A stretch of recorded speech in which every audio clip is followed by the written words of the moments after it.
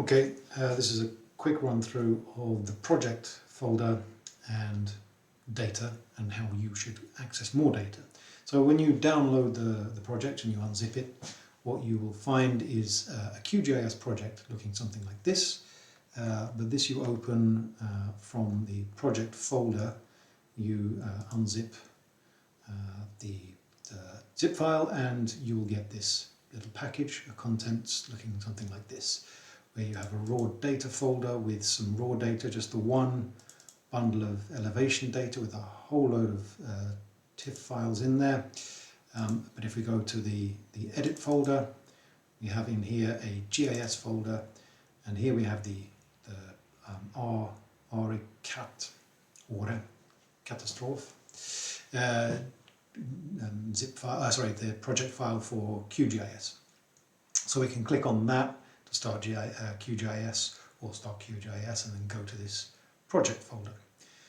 There isn't a project for ArcGIS Pro or ArcMap because, well, of several reasons. One, the structure of the projects with the data downloaded, it becomes unreasonable with file names. It's a long-winded story. Secondly, my God, they are slow. Really slow to open these files here. Just these few files here. I've tried several times. It's incredibly painfully slow. So I'm skipping that, and it complicates the issue. So we'll stick with the QGIS project. You're more than welcome to use Arc if you want to. Why you would want to do that? I'd rather stab myself in the face with a fork, but you're more than welcome to do that. But I'm going to show you the project and how to get more data files using QGIS, and I'll run you through what's actually in QGIS. So here we have QGIS, and I can just turn those off. And what we can see here is a hillshade over the DEM, and there's a color DEM. So if I turn that hillshade on again, which is semi-transparent, we get some idea of the topography in this area, in the order area, which is, let me just turn that on again, down there. So if we zoom into this area, we can actually turn that one off. You can see all the buildings. This is the town itself. So we can turn that on again, kill that whole thing. We'll just right click, zoom to layer, center it again. Also included in this project is this Tpi file. Why I've included it is because it can be a long process to create the Tpi file. It depends on your computer, it depends on the installation you have. Topographic position index could be useful for fires, flooding, avalanches, everything. So basically we have a range of values. We can actually turn off that hillshade, and we look at these values, and low values indicate that we are down in a valley, high values indicate that we're up on a ridge or a peak of some sort. So it gives us some sort of measure of where we are in the terrain, if you should need that for your analysis. Let's just put that back to there. So I said that we would look at downloading new data for this. One good source, obviously, for the Swedish Land Survey Lantmäteriets data is the GET service provided by SLU, the Lantbruksuniversitet. If we go to a window here and let's just data get, and then we log in and then put in a username and password. This is your student login, and then we get to this interface here, and we need the order area, which if we look on this map, we're going to scroll in around here, and then there we go. There's order. We can zoom in a little more, and the area we have, if we look at this and then we go back to QGIS, this is already being downloaded for you. So we've got this approximate area. The way this works is when we come to download the files, raster files, you will get complete tiles. So regardless of how you mark an area, it will take an entire raster tile. As long as you've touched an area in your cutout, it will bring the whole data file. Whereas with vector files, it will cut them out to exactly the, let me just show you, if we draw a square, I want data covering this area, say, it will cut out the vector layers so that they match exactly that, whereas the raster layers will go beyond this. You'll get every tile that is required to fill this area, so you get even more data than you perhaps want. And this makes it quite larger than would otherwise be optimal, but we have to deal with this. And the reason, one of the reasons this project data folder isn't complete is because the size of the zip file became so huge, and there were some problems with unpacking it. Things were just too large. File names were too large as well, which is another problem. So I had to really cut this back. You download the data you think you need instead. So to download data, first of all, we're on this introductory page. We click on draw. We draw a rectangle over the area we would like. Let's say there. That looks good, perhaps. We go to select data up there. Select data. There now we've got this whole thing of what data do we actually need. Included in the project is this bebyggelse. There's even the markdata. They've been included and reformatted into a geo package, read into QGIS. So they're already there for you, but you're more than welcome to download them again. You just click on add to order here, so we can add that if we want, if we think that's, some of these aren't going to be particularly relevant. Communication, that's roads and railways, we can add that. And then if we were to want that, we could add it. And then there are lots and lots of other layers here. Now the thing here is to be careful. We've got the elevation data, so you really won't need to download that. But we have place names, for example, that might be useful. You could try adding that. But now we get to these aerial photographs, the orthophotos.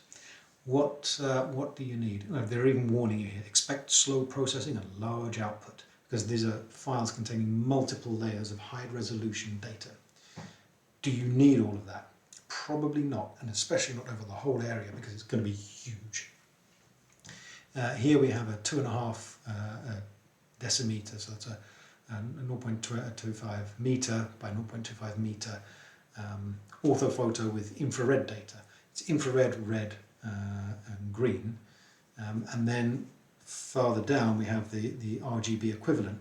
The stupid thing with this is that actually these could be bundled into one file with 4 bands, because the images were acquired at exactly the same time with the same camera as a 4-band image, but they've been split up, and so you're getting repeats of data. You're actually getting the red and the green twice if you download both files. You can combine them yourself afterwards. Up to you. The question is, do you need such high resolution? Do you need this 0.25 meter resolution? Would it be okay with 0.5 meter resolution, which you can find also here? There's also the panchromatic black and white image, taking several color bands, combining them to make a panchromatic image. That saves a bit of space and might give you a nice overview. We can add to order that 1 meter pan, see how long that takes and how much space it takes. Anyway, you can find lots of different files here, lots of different data types. This isn't the only source. I'm just showing you how to use this one, as it's reasonably convenient and straightforward. What I'm going to do is remove that one because we've already got it. Or not remove that one because you can't, but you can go here, and what you can do is, well, that one we do need. Let's agree to that. Okay, so built up areas we don't need. Transport, property map, that we don't need, get rid of it. Let's just see if we can download those. We'll click on, I've agreed to the terms below without reading them, sold my soul to the devil, click on go. Right, and then that bit is done. So that was going to this address and downloading the data. So what happens now? Now we wait. Well, actually now what we do is you go to our mail program, and we will receive one mail for each file. There we go, there's the first one come through, that went quickly. The place names, not a big file. So we can then click on that and it will require us to log in again, and then we download it to somewhere. And where are we going to download it to? Well, my suggestion is that you download it to the raw data folder here. So under the project folder, raw data, just chuck in that zip file there. Okay, that's good, fine. The next one has come through, and this is the author photo. That was quite quick to get access to it. Let's see how long it takes to download. It might take a little longer. And then if we go back to and we click on that one, and then we save that one as well. And that's quite quick as well. The vector data tends to be quicker to download. And we're not downloading the image file. It's half a gig approximately. So it will take a little while to download. And that was the 1 meter panchromatic. So you can understand perhaps how large the colour images with higher spatial resolution will be. If just a 1 meter resolution grayscale image is that large. So what do we need to do now? We then go to our folder here. Sorry, let's try that one.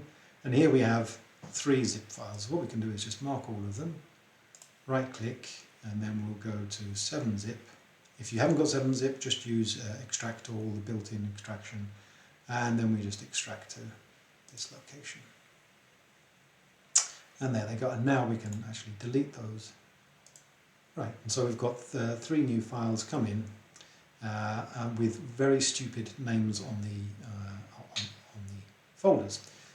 I would suggest that already now we change the name, get rid of all this auto-generated junk, just take that back to what is actually necessary. We can do the same for that, because it really does, this has caused huge problems, because we end up with enormously long paths, which means it's difficult for many programs to handle unzipping, because it's not just this path that's long, it's also the with long file names within these, which we can look at in a second. So if we go in, say if we go into here, then under documentation, we then get this long file name, and that was quite a nice neat one. Others in other data files have been even longer. So it's, and just these very, very long paths do create issues. So let's just have a look at how we import these then. So we go back to our project, and we go up to this tool here, Open Data Source. And if we want to import a vector, say a shapefile, we take that tool. We need to go up to project there, raw data. Let's say we're going to get their place names in. We go there, and it's a shapefile there. So we can click on Open, click on Add, and Close. And then we've got a load of place names. Unfortunately, we don't have any styling for them, so we're going to have to sort that out. This is one of the downsides of using this data in QGIS, is that it doesn't read the SRE style files. We can't actually access the layer files, which you can do. If we look here, the documentation, there should be under documents, there isn't. Under the font, there's a font data. You know, this is a little different because it's a point layer. But if we go to this layer here, which has got a whole load of styling, it's got something called ArcGIS, and here we have these layer files, LIR files, both for English and Swedish interpretation of the data. And they will work. You can just open those instead of the shape files in Arc programs, and you'll get proper styling. It will look like the Arc, the Lantmäteriets maps. But QGIS can't read those LIR files. They're proprietary format. So yeah, you can't. I've styled these, I've read in previous files, done a little bit of work with them and styled them myself. I'm not going to do that for every single layer. You can do it yourself. It's not the most important thing. We're doing GIS here, not cartography. So that was just quickly importing the place name. If we want to, we can just go to properties there. Symbology, we can take that symbol down and reduce it to nothing. Go to labels, and then we want a single label, and then, yep, the name there. Why not? That looks reasonably okay. It's going to be a mess still. We could actually go in and set up a rule to make these different sizes depending on their, how big the place that they're covering is. So if we look at this attribute table, we can see that there are different types. Should be coming in, yeah. We can see that under this detail type, the type of thing that it is, we could use this to determine the styling. So we get different sizes on them. But for now, let's just kill that and then just add the panchromatic layer. Raster, we go here, and then we go to that, and we can see there's a whole lot of different TIFF files. So if we need to find TIFF in this long list, GeoTIFF there. So if we click on that and click on that, we can go open, add, and it's going to add a whole load of files. Whee.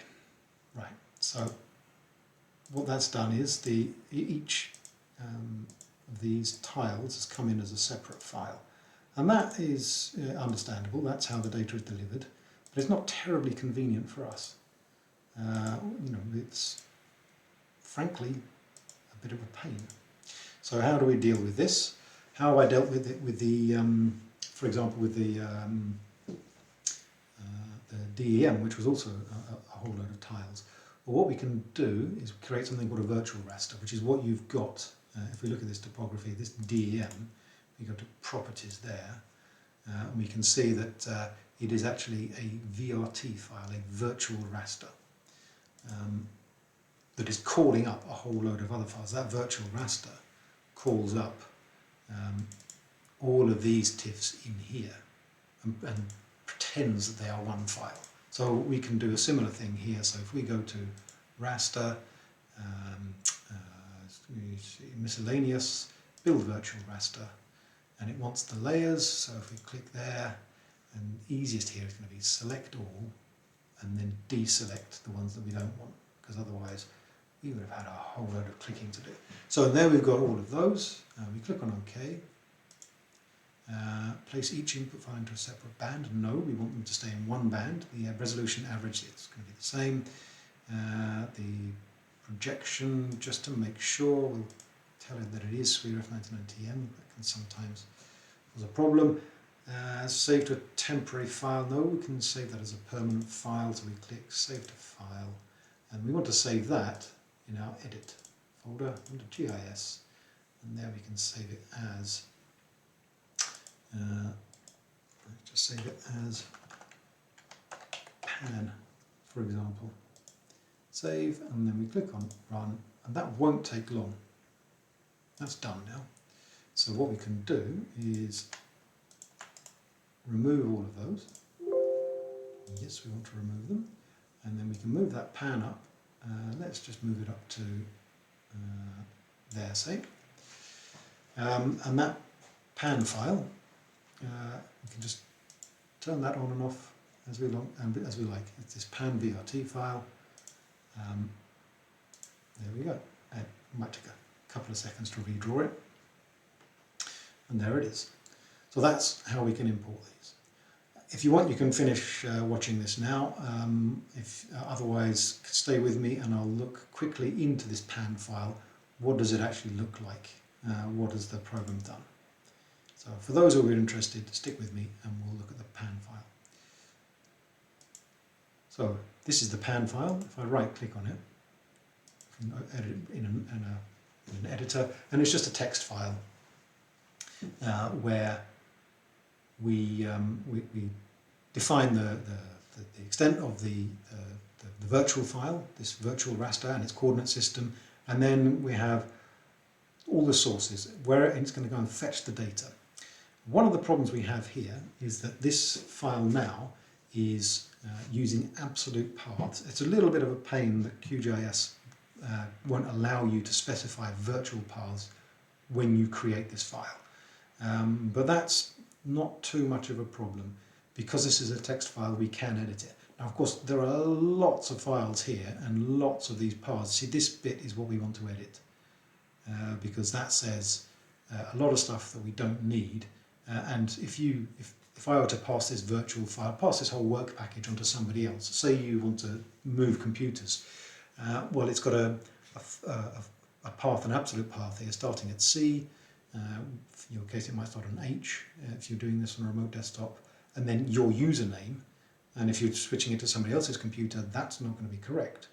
All of this is going to be a real pain in the backside because it's using absolute paths.